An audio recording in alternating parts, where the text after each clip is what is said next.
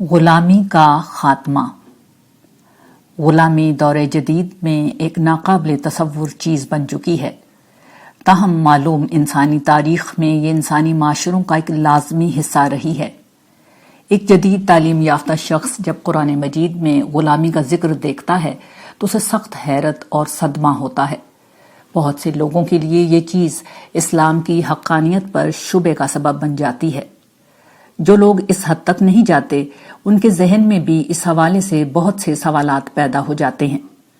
مثلاً ایک سوال یہ ہے کہ قرآن مجید نے جس طرح شراب اور سود کو بتدریج حرام قرار دیا، غلامی کو بھی صراحت کے ساتھ حرام قرار دے دیا جاتا، اس میں کیا حرج تھا؟ یہ ایک بہت معقول سوال ہے۔ ہمارے نزدیک اللہ تعالیٰ کے ایسا نہ کرنے کی بنیادی وجہ یہ تھی کہ غلامی نہ صرف انسانی معاشرے کی لازمی ضرورت بن چکی تھی بلکہ اس کے عرف میں داخل ہو کر فکری جواز حاصل کر چکی تھی۔ غلامی کا آغاز تاریخ میں اس وقت ہوا جب انسان زرعی دور میں داخل ہوا۔ جنگ و جدل میں جو قیدی پکڑے جاتے وہ قتل کر دیے جاتے۔ وقت کے ساتھ لوگوں کو احساس ہوا کہ قیدیوں کو قتل کرنے کے بجائے اگر ان کو زندہ رکھ کر زرعی زمینوں اور گھروں میں کاموں کے لیے استعمال کر لیا جائے تو قیدیوں کو زندگی کا حق مل جائے گا اور فاتحین ان کی خدمات سے فائدہ اٹھا لیں گے۔ چنانچہ غلامی کا سلسلہ ظلم کی ایک کمتر شکل کے طور پر شروع ہو گیا۔ یہیں سے اسے فکری اور اخلاقی جواز مل گیا۔ وقت کے ساتھ ساتھ لونڈی غلام خدمت گزاروں کے طور پر معاشرے کی ناگزیر ضرورت بن گئے، جس کے بعد بردہ فروشی شروع ہو گئی۔ قبائلی دور میں جو مرد یا عورت اپنے قبیلے سے جدا ہو جاتے یا جو قبیلہ کمزور ہوتا اس کے افراد کو پکڑ کر غلام بنا لیا جاتا اور بڑے شہروں میں فروخت کر دیا جاتا۔ قبائلی عصبیت اور حمایت سے محرومی کے بعد کسی لونڈی غلام کے لیے یہ سوچنا بھی ممکن نہ تھا کہ وہ دوبارہ ایک آزاد زندگی گزار سکے۔ وہ کسی طرح آزاد ہو بھی جاتا تو تنہا نہ اپنے تحفظ پر قادر تھا، نہ اس دور میں ایسے معاشی مواقع دستیاب تھے کہ وہ خود سے آزاد زندگی گزارنے کا سوچ سکتا۔ اس کا مالک اس کے ساتھ جو کچھ بھی سلوک کرتا اس کی واحد پناہ گاہ اور واحد کفیل تھا۔ بردہ فروشی کے علاوہ تاوان اور قرض کی عدم ادائیگی، قتل کی دیت اور کسی جرم کی سزا کے طور پر بھی فرد کی آزادی سلب کر کے اسے کسی کی غلامی میں دے دیا جاتا۔ یوں سماج نے ہر پہلو سے غلامی کو اپنا لیا۔ ایسے میں غلامی کے مکمل خاتمے کے لیے انسانوں کے سماجی، معاشی اور فکری نظریات میں 3 تبدیلیاں آنا ضروری تھیں۔ پہلی یہ کہ آزادی کو انسان کا سب سے بڑا حق مان لیا جائے اور ہر قیمت پر اس کا تحفظ کیا جائے۔ دوسرا یہ کہ معاشرہ اس بات کو یقینی بناتا کہ ہر شخص کے روزگار کا یقینی انتظام کیا جائے۔ تیسرا یہ کہ دنیا قبائلی تمدن سے نکل کر بین الاقوامی معاہدات کے اس دور میں پہنچ جائے جہاں دنیا ایک بین الاقوامی قانون بنانے کے قابل ہو جاتی۔ ان تینوں تبدیلیوں کے بغیر اگر سارے لونڈی غلام ایک حکم سے رہا کر دیے جاتے تو بیشتر غلام خود ہی رہائی لینے سے انکار کر دیتے، خاص کر ایک اسلامی معاشرے میں جہاں غلاموں کے ساتھ حسن سلوک ایک دینی مطالبہ تھا۔ غلاموں کے نزدیک آزادی سے زیادہ ایک دولت مند مالک کی خدمت کر کے چھت، لباس اور خوراک کی یقینی فراہمی زیادہ اہم تھی۔ وہ آزادی حاصل کر لیتے تو روزگار نہ ملتا اور کسی اور علاقے میں جاتے تو دوبارہ غلام بنا لیے جاتے۔ اس لیے اسلام نے ایک فطری انداز اختیار کیا اور یہ حق غلاموں کو دے دیا کہ وہ معاوضہ دے کر آزادی حاصل کر لیں۔ اسلام کے اس حل میں یقیناً مسلمانوں کے اخلاقی انحطاط کے ساتھ کچھ عملی خرابیاں در آئیں، لیکن مذکورہ بالا تینوں تبدیلیوں کے بغیر ایسا کوئی حکم دینا کارلا حاصل تھا۔ دور جدید میں مغرب کے علمی اور صنعتی انقلاب نے ان تینوں پہلوؤں سے سماج کو بدل دیا۔ آزادی دور جدید میں سب سے بڑی انسانی قدر قرار پائی۔ یہ اسی فکری تبدیلی کا نتیجہ ہے کہ آج لوگ غلامی کا نام سن کر پریشان ہو جاتے ہیں، ورنہ زمانے قدیم میں اسے ہر طرح کا اخلاقی اور قانونی جواز حاصل تھا۔ چنانچہ اسی پس منظر میں دنیا نے غلامی کو عظیم ترین ظلم سمجھنا شروع کر دیا۔ دوسرے یہ کہ صنعتی انقلاب نے بڑے پیمانے پر ملازمت کے مواقع پیدا کر دیے۔ ہر غلام کے لیے موقع تھا کہ وہ آزادی کے بعد کسی نہ کسی طرح اپنی گزر اوقات کا بندوبست کر لے۔ تیسرے یہ کہ بین الاقوامی ریاستی معاہدات نے رفتہ رفتہ پوری دنیا کو مجبور کر دیا کہ وہ اپنے ہاں غلامی کو ختم کر دیں۔ اس لیے اسلام اور پیغمبر اسلام کی تعلیمات پر کسی قسم کا اعتراض اٹھانا قرآن مجید ہی سے نہیں، اس بات سے بھی بے خبری کا ثبوت ہے کہ انسانی معاشرے کیا ہوتے ہیں اور کن اصولوں پر چلتے ہیں۔ سابقہ کتب اور مسلمان۔ قرآن مجید نے اپنے ماننے والوں سے جن عقائد پر ایمان لانے کا مطالبہ کیا ہے، ان میں سے ایک بنیادی مطالبہ یہ ہے کہ وہ تمام انبیاء پر اور ان پر اترنے والی کتابوں پر ایمان لائیں گے۔ قرآن مجید نے جگہ جگہ سابقہ انبیاء اور ان کی تعلیمات کا ذکر کیا اور اس بات کو واضح کیا ہے کہ رسول اللہ صلی اللہ علیہ وآلہ وسلم نیا دین لے کر نہیں آئے، بلکہ آپ کی ہستی سابقہ انبیاء ہی کا تسلسل ہے۔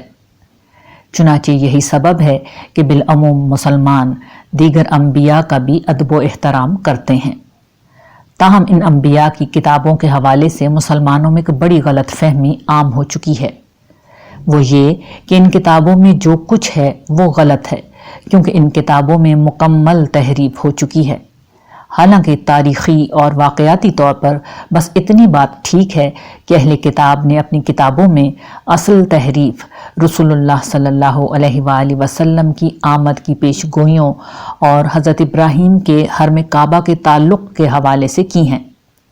اس کے علاوہ جو تحریفات پائی جاتی ہیں وہ غالباً جان بوجھ کر نہیں کی گئیں، بلکہ انہوں نے اپنی تاریخی داستانوں اور سنی سنائی باتوں کو بطور تفسیر بیان کر کے اپنی اصل کتاب میں داخل کر دیا۔ قرآن مجید کے برعکس، جس میں اصل وحی اور تفسیر الگ الگ رہتے ہیں، بائبل میں ان دونوں کو ملا دیا گیا ہے، اور یہ سب کچھ نزول قرآن سے پہلے ہی ہو چکا تھا۔ چنانچہ مسلمان مفسرین قدیم کتب میں تحریف کی داستان جب سناتے ہیں تو واضح کر دیتے ہیں کہ یہ سب کچھ نزول قرآن سے پہلے ہو چکا تھا۔ بعد میں جو کچھ ہوا وہ یہ تھا کہ انہوں نے نبی کریم صلی اللہ علیہ وآلہ وسلم کے بارے میں پیش گوئیوں کو ترجمے کے ذریعے سے بدل دیا۔ چنانچہ اس پس منظر میں یہ ایک دلچسپ حقیقت ہے کہ جس وقت قرآن مجید نازل ہو رہا تھا، یہ دوسری قسم کی ساری تحریفات پچھلی کتابوں میں موجود تھیں، مگر اس کے باوجود اللہ نے مسلمانوں کو ان کتابوں پر ایمان لانے کا نہ صرف حکم دیا، بلکہ ان میں موجود واقعات اور بیانات میں سے کچھ کی تصحیح کر کے اور کچھ کو بعینی ہی بیان کر دیا ہے۔ یہ گویا کہ وہی عمل ہے جسے مسلمان اہل علم نے احادیث کے معاملے میں سر انجام دیا ہے۔ قرون اولیٰ میں جب نبی کریم صلی اللہ علیہ وآلہ وسلم کے نام پر جھوٹ گھڑا جانے لگا یا آپ کی باتوں میں تحریف و اضافہ کرنے کی کوشش کی گئی، تو مسلمانوں نے احادیث کو بالکلیہ رد کرنے کے بجائے قرآن مجید کا طریقہ اختیار کیا اور کوشش کی کہ ہر ضعیف موضوع اور منکر روایت کی نشاندہی کر دی جائے۔ جو باتیں علمی معیارات پر ٹھیک اترتی ہیں ان کو بیان کر دیا جائے اور جھوٹے اضافوں کو رد کر کے جہاں اصل بات موجود ہے اسے بیان کرنے کی کوشش کی جائے۔ ضرورت ہے کہ مسلمان یہی رویہ دیگر انبیاء کی تعلیمات کے معاملے میں اختیار کریں۔ مسلمانوں کے پاس قرآن و سنت کی وہ کسوٹی موجود ہے جس کی بنیاد پر پرکھ کر یہ دیکھا جا سکتا ہے کہ سابقہ انبیاء کی تعلیمات کا کون سا حصہ درست ہے اور کس میں تحریف ہو چکی ہے، کس حصے کو لیا جا سکتا ہے اور کسے چھوڑ دینا چاہیے۔ یہاں ایک شخص یہ اعتراض کر سکتا ہے کہ ہمیں سابقہ انبیاء کی تعلیمات کی ضرورت ہی کیا ہے، بلکہ بہتر یہ ہے کہ ان سے دور ہی رہا جائے۔ ہمارے نزدیک اس کی کئی وجوہات کی بنا پر یہ رویہ غلط ہے۔ پہلا یہ کہ مسلمانوں کے اس رویے کی بنا پر 1400 برس میں تورات، زبور اور انجیل میں نبی کریم کی متعدد پیش گوئیوں کو بدل دیا گیا ہے۔ اگر مسلمان ان کتابوں کو اپنی کتابیں سمجھ کر محفوظ کر لیتے تو یہود و نصارہ پر اسلام کی سچائی ثابت کرنا بہت آسان ہو جاتا۔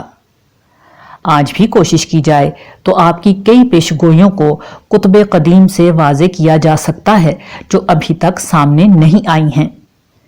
ایسی ہی ایک پیش گوئی زبور کے حوالے سے ہماری کتاب ملاقات میں شامل ہے۔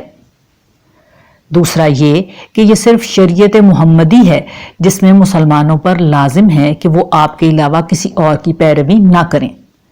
باقی معاملات میں تو حال یہ ہے کہ خود رسول اللہ صلی اللہ علیہ وآلہ وسلم کو اللہ تعالیٰ نے یہ صاف حکم دیا تھا کہ ملت ابراہیم اور انبیاء سابقہ کے طریقے کی پیروی کریں۔ سورۃ النحل اور سورۃ الانعام۔ عام علماء اس حکم سے کیسے بے نیاز رہ سکتے ہیں؟ تیسری بات یہ ہے کہ حکمت بندہ مومن کی متاع گمشدہ ہے۔ اسی اصول پر ہم بزرگوں کے اقوال سے استفادہ کرتے ہیں، خواہ وہ ہماری اپنی قوم کے ہوں یا دوسری تہذیب کے۔ سوال یہ ہے کہ کیا حضرات انبیاء کی ہمارے نزدیک یہ حیثیت بھی نہیں ہے کہ ان کی بات کو ان کی اپنی کتابوں سے لیا جائے، جبکہ ان کی متعدد باتیں، دعائیں، اقوال اور واقعات خود قرآن و حدیث میں بیان ہوئے ہیں۔ اگلی بات یہ ہے کہ مسلمان اس وقت دور زوال میں ہیں۔ اس کا کوئی ماڈل زمانہ رسالت، نزول قرآن اور عہد صحابہ میں نہیں ملتا۔ نہ قرآن و حدیث میں براہ راست اسے موضوع بنایا گیا ہے، بلکہ در حقیقت جتنا موضوع بنایا ہے قدیم اقوام اور قدیم کتب کے حوالے سے بنایا گیا ہے، کیونکہ بنی اسرائیل ہی وہ گروہ ہے جو نزول قرآن سے قبل ہمارے جیسے دور زوال سے گزرا تھا۔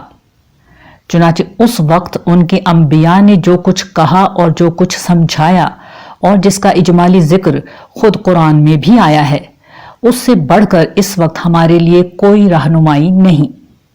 یہ رہنمائی تفصیلی طور پر صرف قدیم صحف سماویہ ہی میں مل سکتی ہے۔ ان تمام وجوہات کی بنا پر ہم سمجھتے ہیں کہ مسلمان علماء کو قدیم کتابوں کی طرف رجوع کرنا چاہیے اور انبیاء سابقہ کی تعلیمات کو گہرائی میں جا کر سمجھنے کی کوشش کرنی چاہیے۔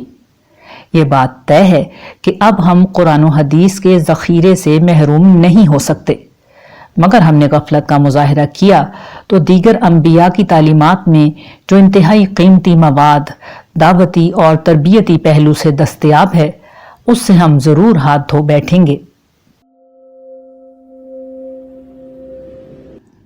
اللہ کی پناہ۔ اس دنیا میں انسان ہمیشہ مختلف خطرات کی زد میں رہتا ہے۔ ان خطرات سے بچنے کے لیے انسان جتنی بھی کوشش کر لے، بہرحال غفلت یا بے خبری میں انسان کبھی نہ کبھی ان کا نشانہ بن جاتا ہے۔ انسان کا یہی وہ عجز ہے جس کی بنا پر انسان یہ چاہتا ہے کہ اسے اپنے پروردگار کی مدد و پناہ حاصل رہے۔ قرآن مجید کی آخری 2 سورتیں یعنی فلق اور ناس، جنہیں ملا کر معوذتین کہا جاتا ہے، انسان کے اسی عجز کا جواب ہیں۔ صحیح احادیث کے مطابق جب یہ سورتیں نازل ہوئیں تو نبی کریم صلی اللہ علیہ وآلہ وسلم نے تبصرہ فرمایا کہ ان جیسی آیات پہلے کبھی نہیں دیکھی گئیں۔ مسلم رقم 1181 تا 1183۔ آپ کا یہ معمول تھا کہ رات سوتے وقت 3 دفعہ سورۃ الاخلاص کے ساتھ یہ دونوں سورتیں پڑھتے اور دونوں ہاتھوں پر پھونک کر پورے جسم پر پھیر لیتے۔ بخاری رقم 5017۔ حفاظت کے پہلو سے ان صورتوں کے اور بھی متعدد فضائل روایات میں بیان ہوئے ہیں۔ جب ان 2 صورتوں کے مضامین کا مطالعہ کیا جاتا ہے تو معلوم ہوتا ہے کہ بلا شبہ ان میں اس اعلیٰ طریقے سے اللہ کی پناہ طلب کی گئی ہے کہ اس سے بہتر طریقہ ممکن ہی نہیں ہو سکتا تھا۔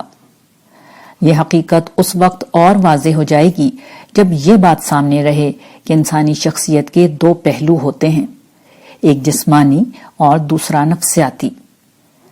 پہلی صورت یعنی سورۃ الفلق انسان کے جسمانی وجود اور دوسری سورۃ الناس اس کے نفسیاتی وجود کو ہر قسم کے نقصان دہ اثرات سے بچاتی ہے۔ پہلی صورت میں رب الفلق کی پناہ مانگی گئی ہے، فلق کا لفظی مطلب پھاڑنا ہوتا ہے۔ اس سے عام طور پر صبح مراد لی جاتی ہے، کیونکہ صبح کے وقت دن کی روشنی تاریکی کے پردے کو پھاڑ کر نمودار ہوتی ہے۔ تاہم یہاں رب الفلق سے مراد صرف صبح نہیں بلکہ ہر چیز کا پھاڑ کر نکالنے والا ہے۔ اسی مناسبت سے اللہ تعالیٰ کے لیے فالق الاصباح اور فالق الحب والنوا کے الفاظ قرآن مجید نے استعمال کیے ہیں، یعنی دانے اور گٹھلی کا پھاڑنے والا۔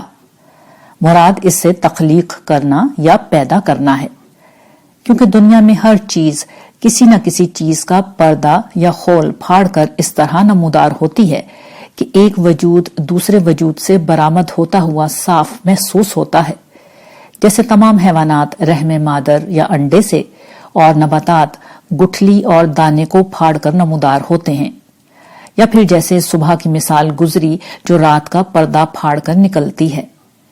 چنانچہ اسی خالق کا سہارا لے کر تمام مخلوقات کے شر سے پناہ مانگی گئی ہے۔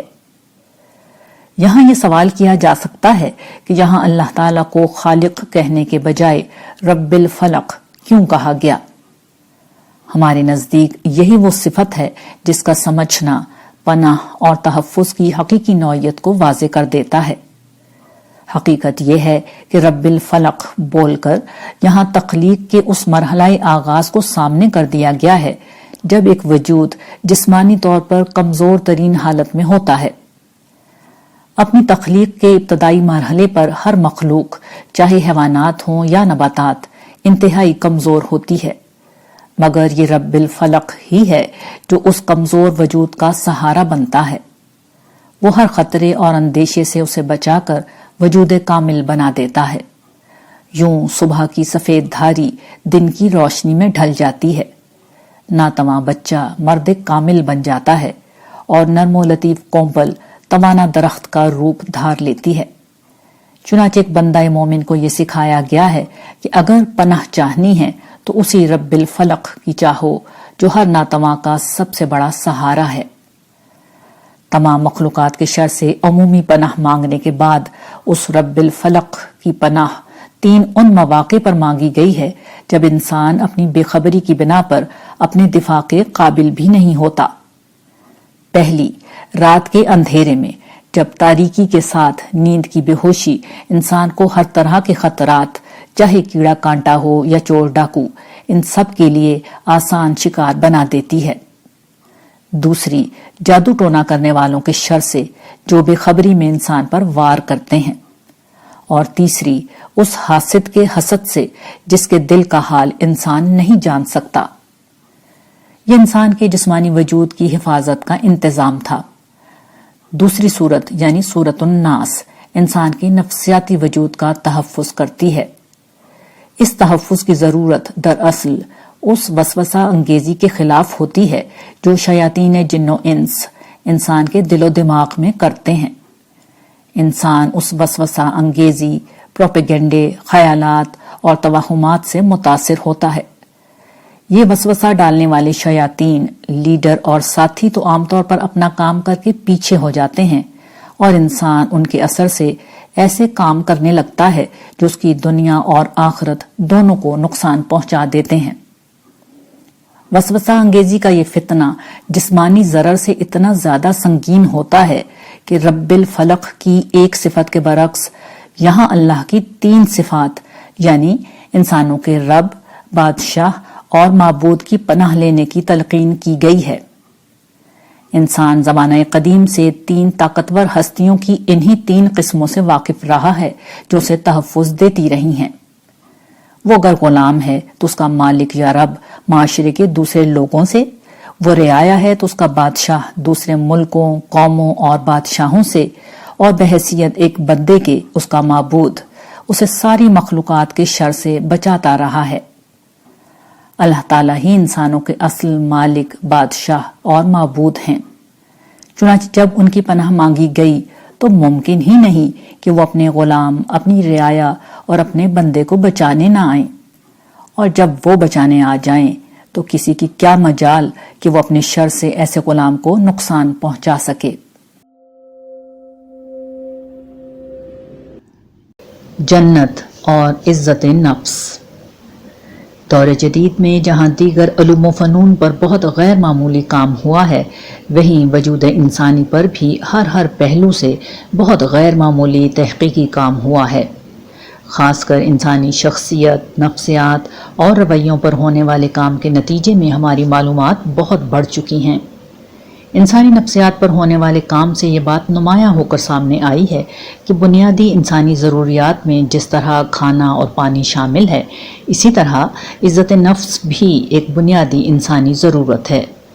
بلکہ حقیقت یہ ہے کہ دیگر بنیادی ضروریات مثلاً ہوا، پانی، کھانا وغیرہ تو انسان اور دیگر جانوروں میں مشترک ہے، لیکن عزت نفس وہ ضرورت ہے جو صرف اور صرف انسان کا خاصہ ہے۔ عزت نفس کا مطلب یہ ہے کہ انسان کی قدر کی جائے، اس کی ذات کا اعتراف کیا جائے، اس کے کاموں کی قدر کی جائے، اس کی تعریف و توصیف کی جائے اور اس کی عزت و وقار کو ہر حال میں ملحوظ رکھا جائے۔ اللہ تعالیٰ جو انسانی نفسیات کو سب سے بڑھ کر جانتے ہیں، انہوں نے اپنے پاک کلام میں جہاں اہل جنت کی نعمتوں کا تذکرہ فرمایا ہے، وہاں جگہ جگہ اس چیز کو بیان کرنے کا بھی اہتمام کیا ہے کہ جنت وہ مقام ہے جہاں نہ صرف انسان کے جسمانی وجود کی ضروریات کا تمام تر خیال رکھا جائے گا، بلکہ اس کی منفرد نفسیاتی ضرورت یعنی عزت نفس کی تسکین کا بھی مکمل اہتمام کیا جائے گا۔ اللہ سے ملاقات، اس کا دیدار، اس کی رضا کا پروانہ، اس کی طرف سے اعمال کی قبولیت اور قدردانی، اس کے پاس سے شراب طہور کا براہ راست عطا کیا جانا، فرشتوں کا سلام اور تعریف کرنا جیسی چیزیں قرآن و حدیث میں جگہ جگہ بیان ہوئی ہیں۔ یہ اور ان جیسے دیگر انعامات کے بیان کا مقصد اس بات کی وضاحت ہے کہ جنت صرف جسمانی راحت کی جگہ نہیں، بلکہ کامیاب لوگوں کی بھرپور قدردانی اور عزت نفس کی تسکین کی بھی آخری جگہ ہوگی۔ اس بات کا بھی اظہار ہے کہ جدید نفسیات کی ترقی سے بہت پہلے اللہ تعالیٰ یہ جانتے تھے کہ انسانی ضروریات کیا کیا ہیں۔ نفس اور شیطان۔ انسان بڑا خوش نصیب ہے، اسے جنت کی بے مثال نعمتوں اور لافانی بادشاہت کے حصول کا موقع ملا ہے۔ انسان بڑا خوش نصیب ہے، اللہ کے پیغمبروں نے اس جنت تک پہنچنے کے راستے اسے کھول کر بتا دیے ہیں۔ انسان بڑا بد نصیب ہے، اس کا نفس دنیا کی حقیر اور عارضی لذتوں کے پیچھے لگ کر اسے اس سنہری موقع سے غافل کر دیتا ہے۔ انسان بڑا بد نصیب ہے، مردود شیطان اسے معصیت اور سرکشی میں مبتلا کر کے باغ بہشت کے بجائے نار جہنم میں دھکیل دیتا ہے۔ کوئی خوش نصیب اگر بد نصیبی سے بچنا چاہتا ہے تو اسے ان دونوں دشمنوں سے لڑ کر اپنی منزل تک پہنچنا ہوگا۔ ان کے طریقہ واردات سے آگہی حاصل کر کے انہیں نیچا دکھانا ہوگا، وگرنہ راستے کے یہ رہزن اس کی منزل کھوٹی کر دیں گے۔ ان دشمنوں میں سے پہلا شیطان ہے۔ یہ وہ دشمن ہے جس نے خدا کی عزت کی قسم کھا کر یہ چیلنج دیا تھا کہ اگر اسے مہلت عمل دی جائے تو وہ نسل انسانی کو برباد کر کے دم لے گا۔ انسان زندگی کی سعی و جہد میں یہ بھول جاتا ہے کہ کسی نے اتنی بڑی قسم کھا کر اپنی بربادی کی قیمت پر اسے برباد کرنے کا تہیہ کر رکھا ہے۔ وہ بے خبری میں شیطان، اس کی ذریت اور انسانوں میں سے اس کے ایجنٹوں کے فریب میں آ کر اپنی قبر آپ کھود لیتا ہے۔ انسان شیاطین کے فریب میں کیوں آ جاتے ہیں؟ اس کی وجہ کچھ اور نہیں، انسان کا دوسرا دشمن ہے جو اس کے اپنے اندر موجود ہے۔ اسے ہم نفس کے نام سے جانتے ہیں۔ آپ اسے غدار کہیں، ففتھ کالمسٹ کہیں، بے وقوف کہیں، مفاد پرست کہیں یا کچھ اور، یہ ہمارے اندر شیطان کا ایجنٹ ہے جو اکثر حالات میں شیطان سے بڑا دشمن ثابت ہوتا ہے۔ اس لیے پہلے اسی نفس کے متعلق بات ہونی چاہیے۔ نفس اصلاً انسان کا دشمن نہیں، بلکہ اس کے اپنے وجود کا ایسا لازمی حصہ ہے جو اگر نہ ہو تو انسان اپنی زندگی برقرار نہیں رکھ سکتا۔ یہ پیٹ اور جنس کے تقاضوں میں اپنا اظہار کرتا ہے۔ یہ مال و مکان اور نام اور اولاد کو مرغوب رکھتا ہے۔ یہ لذت اور ذائقے اور حسن و دلکشی کا دل دادا ہے، یہ عیش و عشرت کا دیوانہ ہے۔ یہ سب رکھنے والے نے اس میں اس لیے رکھا ہے کہ ان خواہشات، جذبات اور مرغوبات کے بغیر زندگی، تمدن، خاندان اور معاشرت کچھ بھی باقی نہیں رہ سکتا۔ لیکن یہ نفس ضروریات سے آگے بڑھتا ہے اور ایک ناسمجھ بچے کی طرح خیر و شر، نیک و بد اور جائز و ناجائز کی ہر تمیز سے بے نیاز ہو کر اپنے مطالبات سامنے رکھ دیتا ہے۔ جب اس کی بات مانی جاتی ہے تو یہ بگڑنا شروع ہو جاتا ہے، اس کے مطالبات بڑھنے لگتے ہیں، یہاں تک کہ لذت کا یہ پجاری حلال کی یکسانیت سے بیزار ہو جاتا ہے اور شریعت الہی کی حرمتوں کو بیڑیاں سمجھ کر توڑ ڈالتا اور حرص و ہوس کی وادیوں میں اتر جاتا ہے۔ اس کے منہ کو حرام لگ جاتا ہے، پھر حرام کی اس آگ کو کوئی ٹھنڈا نہیں کر سکتا بجز نار جہنم کے، جو دنیا کی آگ سے 70 گنا زیادہ ہے۔ نفس کی اس آگ کو بھڑکانے کے لیے شیاطین کے لشکر پہلے سے انسان کے خارج کا احاطہ کیے ہوتے ہیں۔ قرآن بتاتا ہے کہ یہ شیطان جنوں ہی میں سے نہیں بلکہ انسانوں میں سے بھی ہوتے ہیں۔ یہ انسان وہ ہوتے ہیں جو خیر و اصلاح کے ہر دائیوں کو بھلا کر اپنی خواہشات اور مفادات کے غلام بن جاتے ہیں۔ شیطان انہیں اپنا ایجنٹ بنا لیتا ہے، پھر دونوں مل کر مکر و فریب اور گمراہی کے ایسے جال بنتے ہیں کہ الامان و الحفیظ۔ یہ جال کہیں مذہب کے نام پر بنا جاتا ہے، کہیں میڈیا کے ذریعے سے پھینکا جاتا ہے، کہیں کوئی سیاسی لیڈر یہ کام کرتا ہے اور کہیں بڑے کاروباری لوگ ہوس زر میں شیطان کے مرید بن جاتے ہیں۔ نفس و شیطان کی اصل نوعیت کو جان لینے کے بعد سوال یہ ہے کہ ان کے شر سے کیسے بچا جائے۔ اس کے لیے ضروری ہے کہ دونوں کے ہتھیاروں کو اور ان کے توڑ کو پہچانا جائے، تبھی یہ ممکن ہے کہ انسان روز قیامت جنت کی ابدی بادشاہی کا امیدوار ہو سکے۔ شیاطین کے 2 بنیادی ہتھیار ہوتے ہیں، پہلا وسوسہ انگیزی اور دوسرا تزیین اعمال۔ وسوسہ انگیزی کا مفہوم تو بالکل واضح ہے۔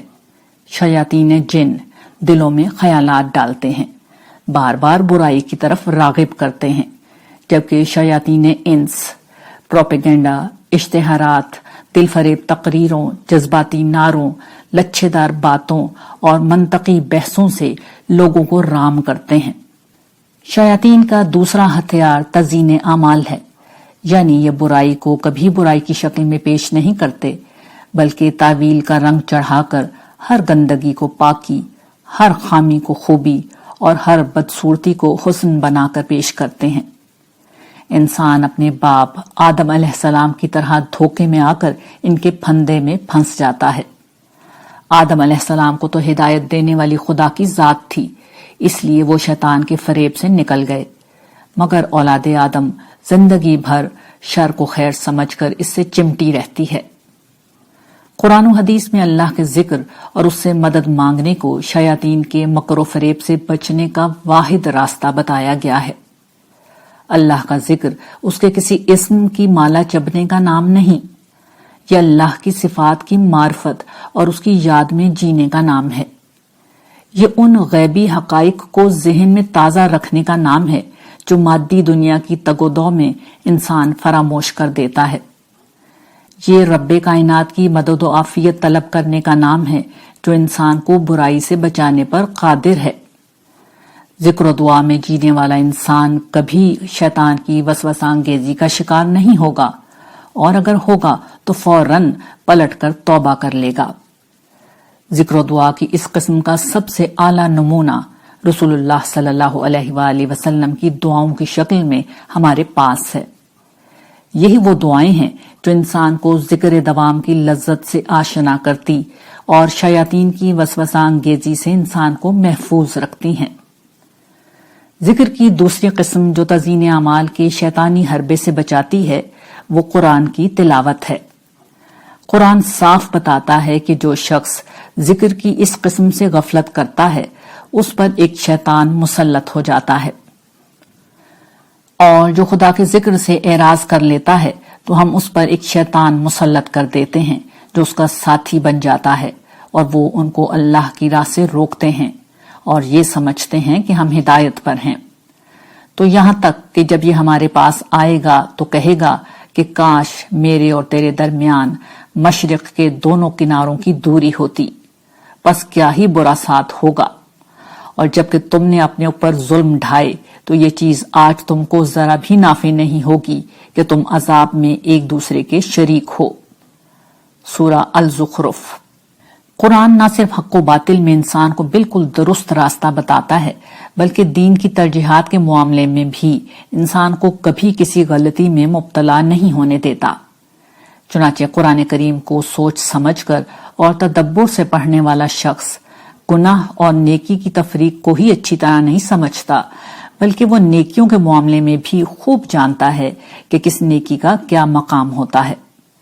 ہماری اس بات کا پس منظر یہ ہے کہ عام لوگ باطل کو حق سمجھ کر گمراہ ہوتے ہیں، جبکہ مذہبی لوگ دین کی ترجیحات سے ناواقفیت کی بنا پر ٹھوکر کھاتے ہیں۔ وہ مستحب کو واجب بنا دیتے ہیں، خاص کو عام کر دیتے ہیں، حکومت کو دیے گئے حکم کا مخاطب فرد کو بنا دیتے ہیں، جس کے بعد افراط و تفریط کا پیدا ہونا یقینی ہے۔ افراط و تفریط میں مبتلا لوگ شیطان کی تزیین کا خاص نشانہ ہوتے ہیں۔ یہ خود بھی گمراہ ہوتے ہیں اور دوسروں کو بھی گمراہ کرتے ہیں۔ چنانچہ ہم دیکھتے ہیں کہ یہودی حضرت عیسیٰ پر اعتراض کرتے تھے کہ ان کے پیروکار کھانے سے پہلے ہاتھ کیوں نہیں دھوتے۔ عیسائیوں نے نیکی کے نام پر رہبانیت اختیار کر لی اور شریعت کو چھوڑ دیا، جبکہ مشرکین عرب مردار کھاتے اور برہنہ ہو کر حرم کا طواف کرتے اور کہتے کہ یہ اللہ کا حکم ہے۔ یہ سب شیطان کی تزیین کی مثالیں ہیں۔ قرآن کریم کے علاوہ کوئی اور شے نہیں جو انسان کو اس قسم کی تزیین اعمال سے بچا سکے۔ تاہم قرآن کی یہ پناہ صرف ان لوگوں کو نصیب ہوتی ہے جو آدم علیہ السلام کی طرح عجز کی نفسیات میں زندہ ہوں، جو اس امکان کو ہر لمحہ تسلیم کرتے ہوں کہ ان سے غلطی ہو سکتی ہے، پھر ان میں اتنا حوصلہ بھی ہو کہ غلطی کا اعتراف کر کے صحیح بات قبول کر لیں۔ یہی لوگ ہیں جو ہدایت پاتے ہیں۔ رہے وہ لوگ جو اپنی غلطی کو ماننے سے انکار کر دیتے ہیں، ان کے لیے ہدایت کا ہر دروازہ بند ہو جاتا ہے۔ شیطان کے بعد نفس کا معاملہ ہے۔ ہم بیان کر چکے ہیں کہ نفس لذت اور مفادات کا غلام ہے۔ یہ کوئی خارجی شے نہیں، بلکہ انسان کے اپنے اندر موجود ایک حقیقت ہے۔ اس سے بچنے کا کوئی خارجی ذریعہ بھی موجود نہیں ہے۔ اس سے لڑنے کا ایک ہی راستہ ہے، ہمت، ہمت اور صرف ہمت۔ جب کسی حسین چہرے پر نگاہ ثانی کا داعیہ پیدا ہو، جب حرام کا پیسہ آسانی سے ملتا نظر آئے، جب کاہلی اور غفلت کا غلبہ ہو، تو ایسے میں صرف ہمت ہی وہ شے ہے جو نفس کے بے لگام گھوڑے کو قابو میں کرتی ہے۔ دین نے جو لازمی عبادات مقرر کی ہیں، ان کی جہاں دیگر مصلحتیں ہیں، وہیں یہ انسان کو ان دونوں دشمنوں سے مقابلے کے لیے ہتھیار فراہم کرتی ہیں۔ ان میں سے 2 شیطان کے خلاف انسان کو تیار کرتی ہیں، جبکہ 2 نفس کے خلاف۔ نماز اور حج خدا کی یاد اور اس کی قربت کا ذریعہ ہیں، اور اس طرح یہ دونوں شیطانی حربوں کے خلاف ایک ڈھال بن جاتے اور شیطانی ترغیبات کے خلاف ایک مزاحمت پیدا کر دیتے ہیں، جبکہ روزہ اور زکوٰۃ کی عبادتیں انسان کے مادی تقاضوں پر ضرب لگاتی ہیں۔ یہ انسان کو اس ہمت سے آگاہ کرتی ہیں جو انسان کے اندر موجود ہے، اور جس کی مدد سے وہ بھوک اور پیاس اختیار کرتا اور اپنا مال دوسروں کو دیتا ہے۔ یہی ہمت نفس کے خلاف انسان کا سب سے مؤثر دفاع ہے۔ عجز اور قدرت۔ معاشرے میں حکومتی نظم و نسق قائم کرنا انسانوں کی ایک بنیادی ضرورت ہے۔ اگر کچھ لوگوں کو حکومت کرنے کا اختیار نہ دیا جائے تو معاشرے میں انارکی پھیل جائے گی۔ چنانچہ امن و امان کے قیام، بیرونی جارحیت سے اپنے دفاع اور دیگر بہت سے اہم معاملات چلانے کے لیے حکومت کا نظم قائم کیا جاتا ہے اور اسے بہت سے اختیارات دیے جاتے ہیں۔ मगर उन इख्तियारात का नतीजा बारहा ये निकलता है कि हुकूमत करने वाले अपनी हदूद से तजावुज़ करते हैं और तरह तरह की कानूनी पाबंदियों और मुतालबात में आम लोगों को जकड़ते चले जाते हैं। खासकर तरक्की पजीर ममालिक में जहां अवाम में बहुत ज़्यादा शऊर नहीं होता, साहिब इक़्तिदार तबकात तरह तरह के गैर ज़रूरी कानून बनाकर अवाम को अपने शिकंजे में जकड़े रखते हैं। आम लोग जब उन बेजा कवानीन की पाबंदी नहीं कर पाते तो कानून के रखवाले उन्हें सख्त सजाओं और जुर्माने का खौफ दिलाकर उनसे नाजायज पैसा हासिल करते हैं। नतीजतन अवाम खौफ के आलम में जिंदगी गुजारते और जबर की इस चक्की में पिसते रहते हैं। हुक्मरान जितने भी ताकतवर हों, उनके इख्तियार और इक़्तिदार की एक हद होती है, लेकिन इस दुनिया में एक दूसरी हस्ती है जो इंसानों पर कुल्ली इख्तियार रखती है। उसके खिलाफ न बगावत हो सकती है, न उसकी बादशाही से निकलकर भागा जा सकता है।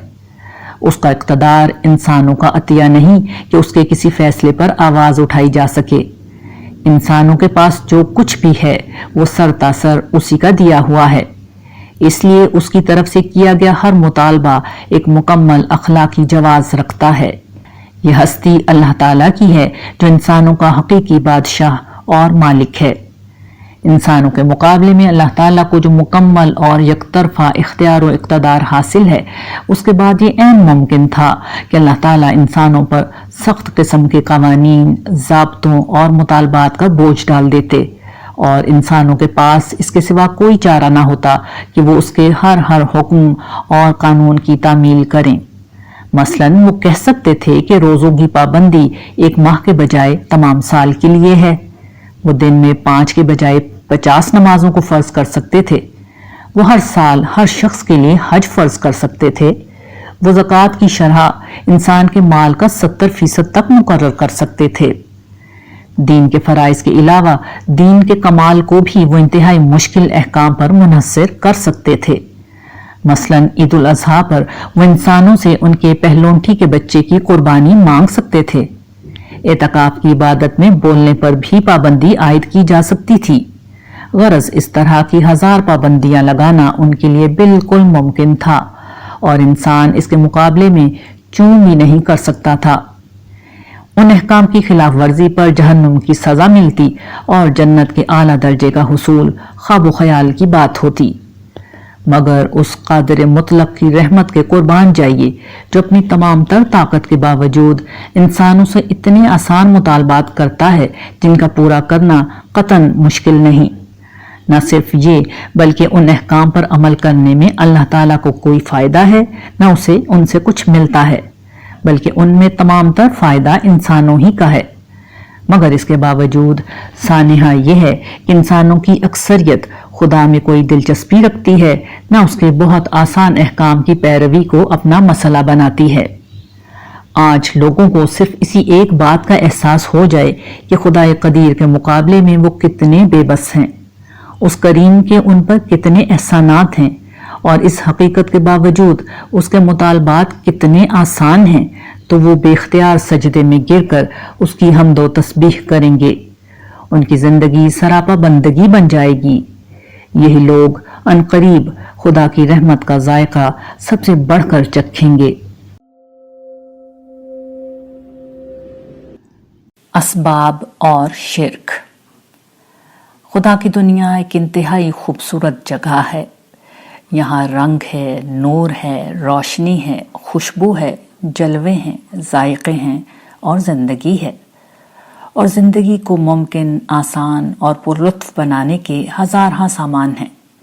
ये सब एक ही हस्ती के फैज़ का ज़ुहूर है, अल्लाह रब्बुल आलमीन। अजीब बात है कि लोगों की अक्सरियत हमेशा दूसरे इंसानों के फैज़ का जिक्र करती चली आई है, उन्हीं को हर नफ़ा व ज़रर का मालिक मानती आई है। अक्सर लोग उन्हीं के दर पर जाकर नजर पेश करते और उन्हीं की शुक्रगुजारी को अपनी अकीदत का मरकज बनाते हैं।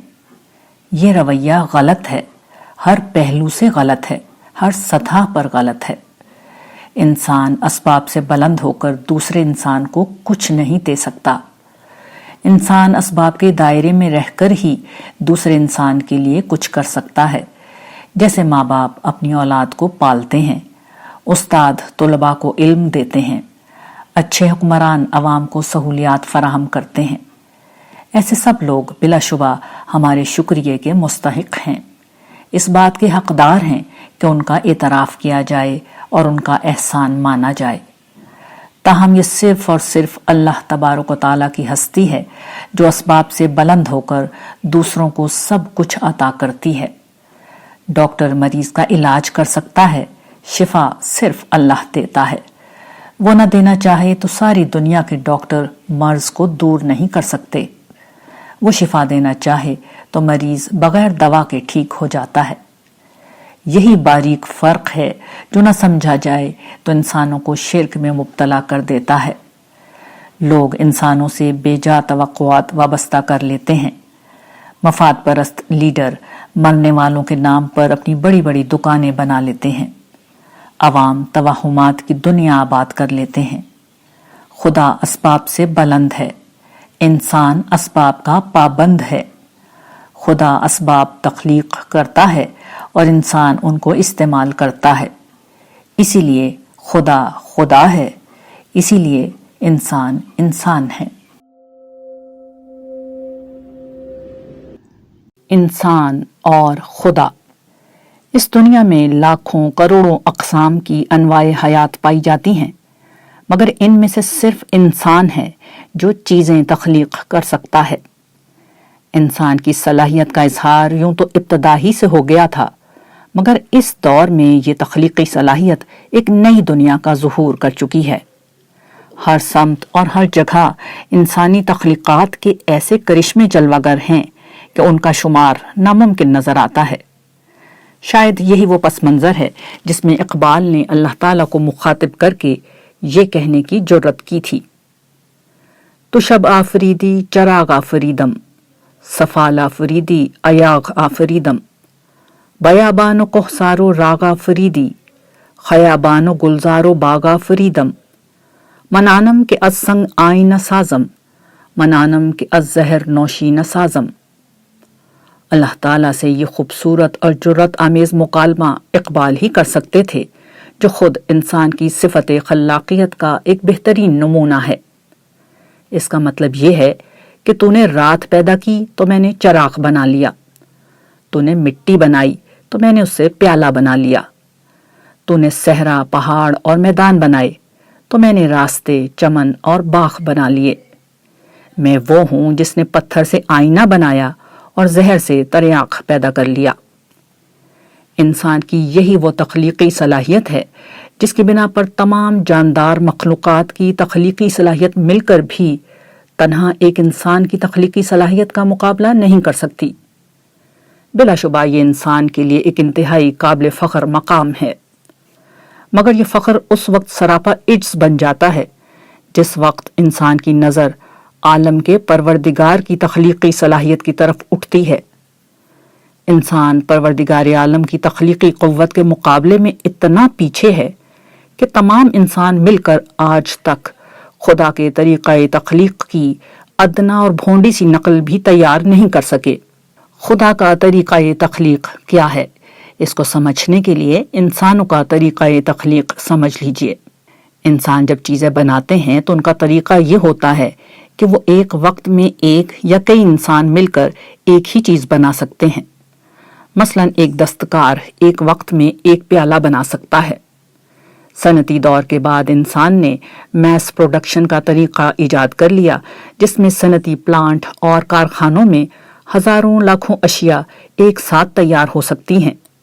मगर फिर भी ये इंसान की मजबूरी है कि हर चीज़ बनाने के लिए एक इंसान या मशीन की ज़रूरत हर हाल में बाकी रहती है। दूसरी तरफ रब्बुल आलमीन का तरीक़ा तख्लीक ये है कि वो एक दफ़ा एक चीज़ बेहतरीन साख्त पर बना देते हैं, उसके बाद ये चीज़ या तख्लीक अपने जैसी चीज़ें पैदा करना शुरू कर देती है।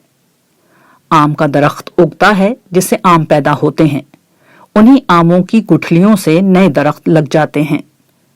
नबातात, हैवानात और इंसान हर जगह यही तरीक़ा तख्लीक काम कर रहा है कि पैदावार ही कुछ अरसे बाद पैदावारी यूनिट बन जाती है اور ختم ہونے سے پہلے اپنے جیسی متعدد چیزیں پیدا کر جاتی ہے۔ انسان کا عجز یہ ہے کہ وہ جو چیز بناتا ہے اس میں تمام تر توجہ اس بات پر ہوتی ہے کہ وہ چیز اپنا مقصد تخلیق بہترین طریقے پر حاصل کر سکے۔ مثلا ایک لائٹ اس طرح بنائی جاتی ہے کہ وہ کم سے کم جگہ گھیر کر زیادہ سے زیادہ روشنی پیدا کر سکے۔ اگر لائٹ بنانے کا کارخانہ بھی لائٹ کے ساتھ بنانے کی کوشش کی جائے گی تو یہ ہر اعتبار سے ایک ناقابل عمل آئیڈیا ہوگا، جبکہ پروردگار کا معاملہ یہ ہے کہ وہ تخلیقی یونٹ اپنا پیداواری یونٹ ساتھ لے کر پیدا ہوتا ہے، اور جب وہ تخلیقی یونٹ اپنے کمال پر پہنچتا ہے تو وہ اگلی نسل کو تیار کرنے کے لیے ایک پیداواری یونٹ بھی بن جاتا ہے۔ جیسے آم کے درخت کا کمال آم کی پیداوار ہے، جس کے بعد انہی آموں سے نئے درخت پیدا ہو جاتے ہیں۔ جب غور و فکر کرنے والی انسانی آنکھ اس حقیقت پر متنبع ہوتی ہے تو انسان کی تمام تر تخلیقی صلاحیتوں کا رخ خدا کی حمد تخلیق کرنے کی طرف مڑ جاتا ہے۔ وہ رب کی عظمت کا اعتراف کر کے بے اختیار سجدے میں گر جاتا ہے۔ وہ کہتا ہے کہ اے پروردگار، میں بندہ عاجز تیری حمد کیا کروں؟ تیری حمد تو پہاڑ اپنی بلندی میں، آسمان اپنی رفت میں، درخت اپنی شادابی میں، دریا اپنی روانی میں، سمندر اپنی وسعت میں، زمین اپنے پھیلاؤ میں، چاند تارے اپنی چمک میں، اور پھول اپنی خوشبو میں کر رہے ہیں۔ زمین و آسمان تیرے، نباتات و حیوانات تیرے، حیات و کائنات و جمادات تیرے، یہ سب مل کر تیری حمد، تسبیح اور کبریائی کر رہے ہیں۔ میں بھی ان کے ساتھ تیری عظمت اور خلاقی کا گواہ ہوں، تو میری گواہی کو قبول فرما۔ یہی وہ گواہی ہے جسے خالق کائنات اپنی بارگاہ میں شرف قبولیت عطا کرتے ہیں، اور اسی کے نتیجے میں وہ انسان کو اپنی بہترین تخلیق یعنی فردوس کی بادشاہی میں ہمیشہ ہمیشہ کے عیش و آرام کے درمیان بسا دیں گے۔